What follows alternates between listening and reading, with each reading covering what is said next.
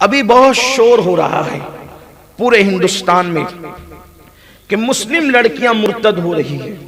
ایک شور ہے، مسلم لڑکیاں مرتد ہو رہی. یقیناً جو ہو رہے ہیں بدترین کام کر رہے ہیں، اس لیے کہ اسلام سے پھر جانا، مرتد ہو جانا، یہ کفر کی سب سے بدترین قسم ہے. کافر کئی قسم کے ہیں، جو مسلمان ہی نہ وہ کافر رہے وہ کافر ہے، اس کا نکاح بھی ہوتا ہے، اس کو جینے کا بھی حق ہے. لیکن جو اسلام لا کر کے مرتد ہو جائے پھر اس کا نکاح کسی سے نہیں ہو سکتا. اس کا نکاح کسی سے نہیں ہو سکتا. اسے حق نہیں ہے نکاح کرنے کا. بدترین لوگ ہیں. لیکن کہیں نہ کہیں ذمہ دار معاشرہ اور سماج بھی ہے.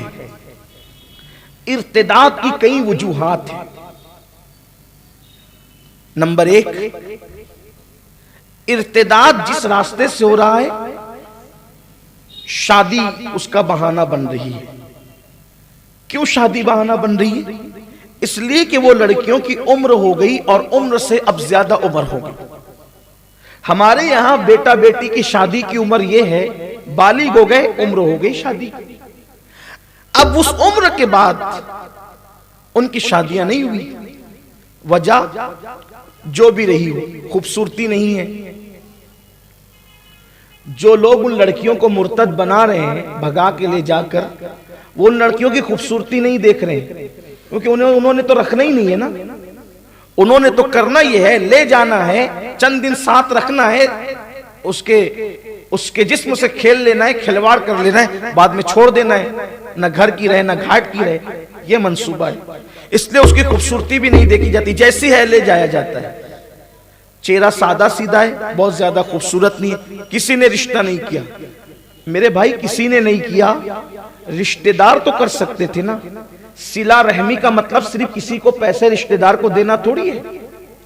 رشتوں کو نبھانے کا ایک طریقہ یہ بھی تو ہو سکتا ہے کہ اپنے ایک بھائی کی، چچا زاد بھائی کی یا سگے بھائی کی، پھوپھی زاد بھائی کی یا خالہ زاد بھائی کی کوئی رشتے میں اگر سیدھی سادھی صورت والی لڑکی ہے اور اب اس کو باہر والا کوئی کرنے کے لیے تیار نہیں ہے تو کیا ہم اس کو اپنے گھر کی بہو نہیں بنا سکتے؟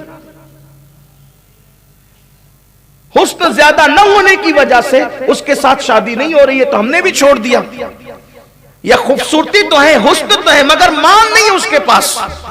اب ہم بھی رشتہ کرنے کے لیے نکلتے ہیں، بہت دور تک جاتے ہیں صرف مال کے لیے، صرف دولت کے لیے.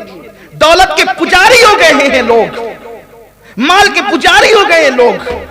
جہیز کہاں ملے گا، یہ کہاں ملے گا، وہ کہاں ملے گا، وہ کہاں ملے گا، یا تو پھر کم سے کم یہ نام کہاں ملے گا. یار فلاں کے بیٹے کا رشتہ کس کے ساتھ ہوگا؟ وہ فلاں سائزنگ والے کے، وہ فلاں کارخانے کے کھاتے دار کے ساتھ، وہ فلاں کے ساتھ. یاد رکھو، اچھی طرح یاد رکھو، کتنے بھی بڑے مالدار کے ساتھ اپنے بیٹے کا رشتہ کر دو، یار وہ پوری دولت تھوڑی اٹھا کر کے دے دے گا.